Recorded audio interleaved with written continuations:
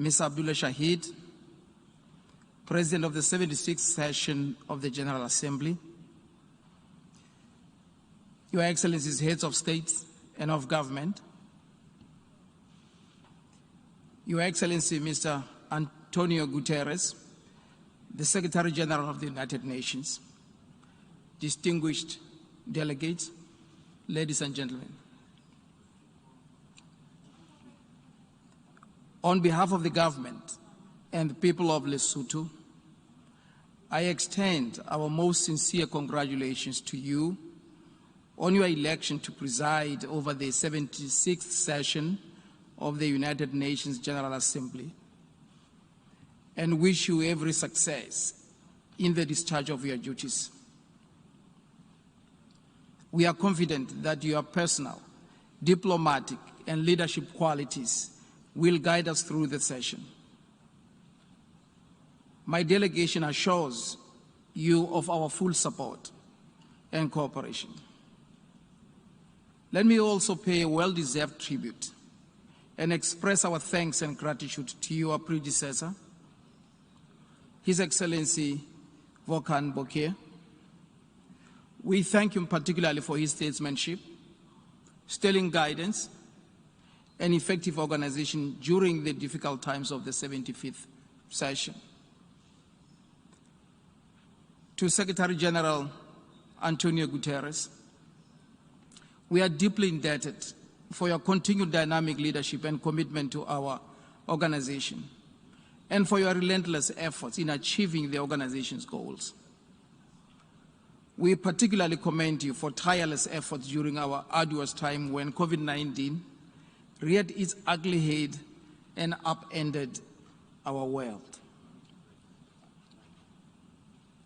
We also congratulate you on your re-election for a second term and assure you of our utmost support. The convening of the high-level week of the General Assembly is yet another opportunity for world leaders and policy makers to demonstrate their resolve and political will to further advance the purposes and principles of the Charter of the United Nations through concerted multilateral efforts. It is also an opportune moment for the UN system entities to demonstrate their continued commitments in support of national efforts.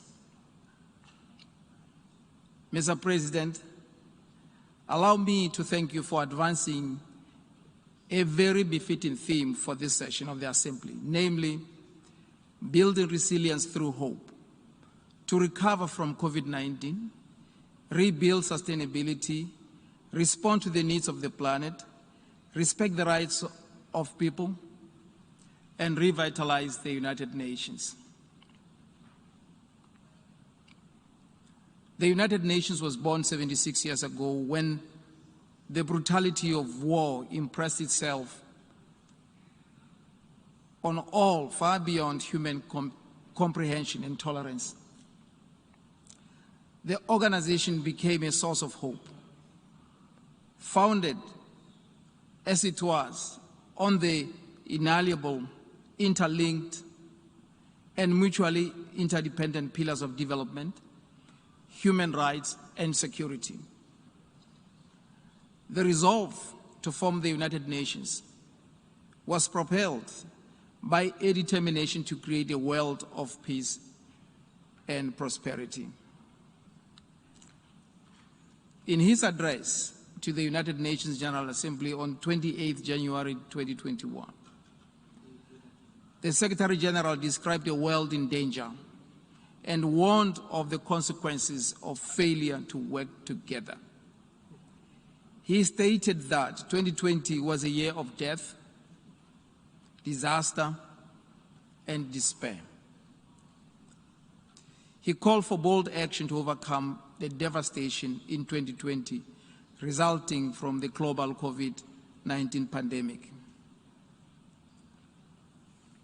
It gives great pleasure to pay a deserving tribute to the Secretary General for galvanizing support and mainstreaming the fight against the COVID-19 pandemic in the work of the United Nations system.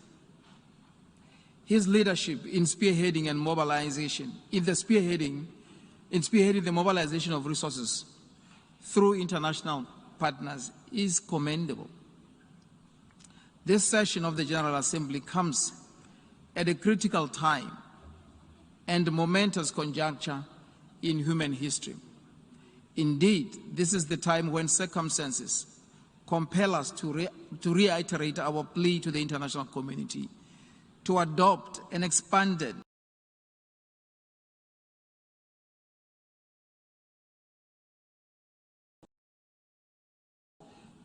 the continuing spread of the pandemic. We recall the COVID-19 Omnibus Resolution entitled Comprehensive and Coordinated Response to the COVID-19 Pandemic, adopted by the United Nations General Assembly last year in September 2020, underscored the need to tackle health inequities and inequalities within and among countries through political commitment, policies, and international cooperation. The World Health Organization recently promulgated an unpleasant warning that unless nations act urgently to slow the spread of the coronavirus, the world could log another 100 million infections in the course of this year. Apart from posing a significant threat to health, the pandemic is also a serious threat to development.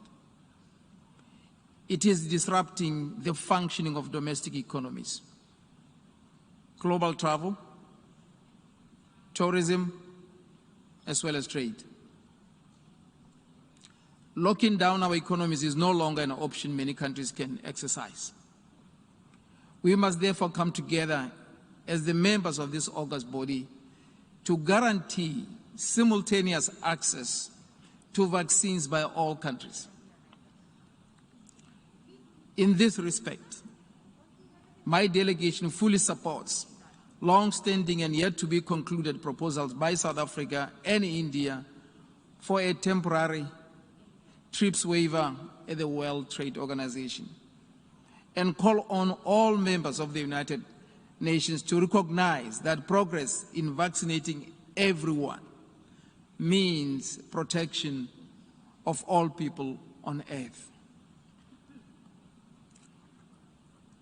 My delegation expresses sincere appreciation for all initiatives recently taken through COVAX to address the needs of developing countries,